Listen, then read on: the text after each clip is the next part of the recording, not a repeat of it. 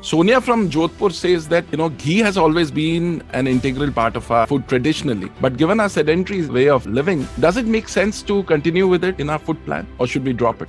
There are many experiments on this. If you consume a glass of ashwagandha juice every day, the number of cancerous cells in your body will dramatically come down. The neem and turmeric together has the power to break down the sperm cells and make it into another level of energy which is called as ojas. Now, ghee has many useful things. She comes from Jodhpur, which are actually desert lands. In a place like that, ghee is very, very important because ghee has this capability. Normally, we must understand this. Today, we are mixing it with so many things, ghee and sugar, ghee and carbs and everything. Otherwise, generally, traditionally, ghee was always eaten as the first mouthful. The idea is, she comes from Jodhpur and if she's eating dal bati, well, it's soaked in ghee. There is no way you're going to eat this dal bati without ghee. It has to be soaked in ghee because the roughage of the cereal is such, without ghee it's very hard for the thing to go through. And the idea of eating the first morsel with ghee is a lubricant which lubricates the entire alimentary canal. That should be the first thing you consume so that it facilitates a certain easy passage of food. And also there is a factor in India, in many ways chili is the spirit of India, okay? Yeah. So, especially in Rajasthan, chili is, even if a camel eats, it must be tasty. So it is really, really heavy on chili. When you eat very spicy food, it's very good to coat your tract with ghee before you consume that. In Andhra Pradesh, in Rajasthan, in various other places, wherever there is very hot, spicy food, eating ghee has been a part of Indian tradition. Leaving that aside, the importance of ghee is it keeps the alimentary canal clean. See, one important aspect of being physiologically and psychologically healthy is you must have a clean colon. If you go to an Ayurvedic doctor or a Siddha Vaidya, if you have any kind of problem, even if you say you're mentally disturbed, first thing that they do to you is you have sleepless nights. First thing they do to you is to purge you. Because a clean colon is vital for all these things. So one who consumes ghee in a proper manner, that person's colon will always be clean because nothing sticks there, nothing stays there for long periods of time. Today, colon cancer, intestinal cancer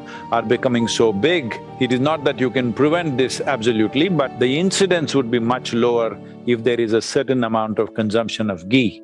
And the ghee must be of the right quality. I don't know what commercial ghees that people are eating today, but if it is properly made from cow's milk or even buffalo's milk, if the ghee is made, it has many important benefits.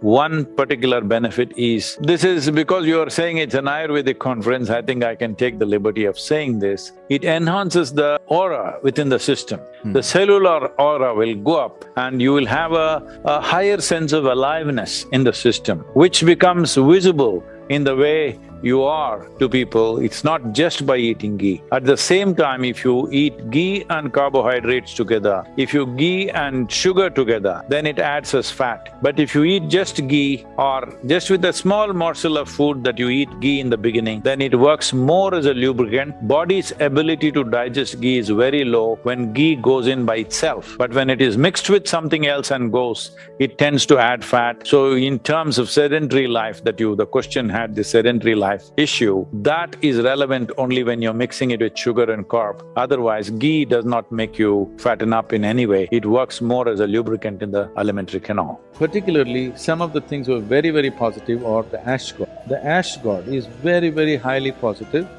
I think these days you're only hanging it in front of your house or breaking at three corners of the road and giving it to the buffalo, but you are not eating it. No, this is to be eaten. Because the vegetable has such high pranic energy, you put it in front of your home so that there is nice energy. But if there is so much energy to it, isn't it good to put it into you? It's good to put it into you, especially if you consume.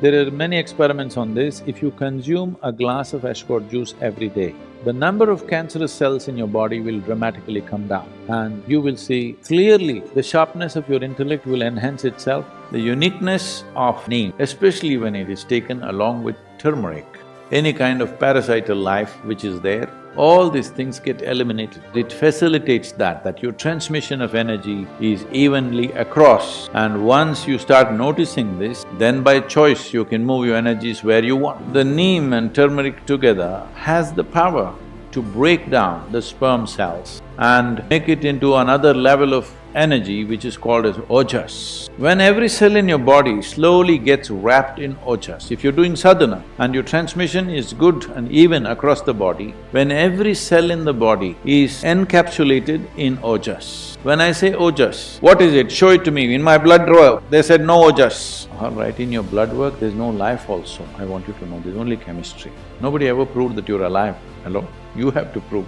So, ojas will encapsulate every cell. Once every cell in the body is encapsulated in ojas, you will be a glowing human being. In every aspect of that word, you will be a glowing human being, within and without.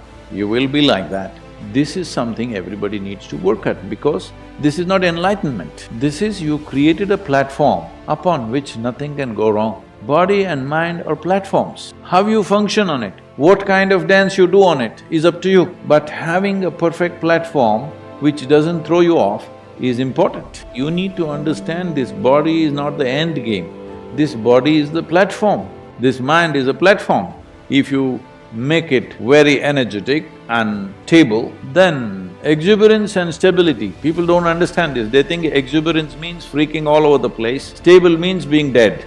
To be exuberant and stable, if the platforms are like this, now you're free to dance whichever way you want. In this direction, neem and turmeric are very important elements. It's not that without it you cannot do, you can, but when there is support, why not use it? So there are many aspects to this in terms of both physiological and psychological health. So, this is a possibility. One is about using something that supports you, another is using an atmosphere that will soak you in a certain kind of energy, that your body, not like full body like this, every cell in the body should have ojas, the protective layer of ojas. Then you live disease-free, you live trouble-free, above all, you remain exuberant and stable at the same time.